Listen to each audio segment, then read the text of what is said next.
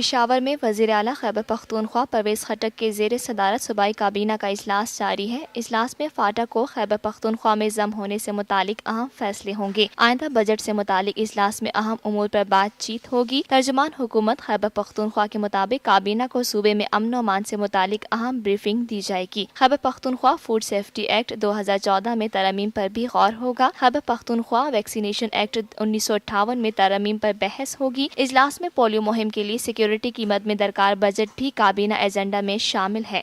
पाकिस्तान हम सबका, हम सबका, हम सबका पाकिस्तान हम सबका, हम सबका। 23 मार्च 1940 को हमने पाकिस्तान बनाने का अहद किया, हम कामयाब हुए।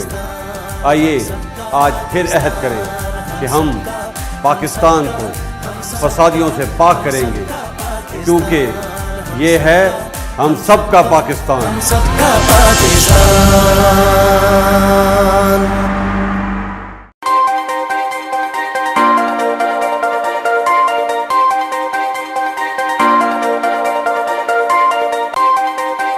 Watch live events of Pakistan Day.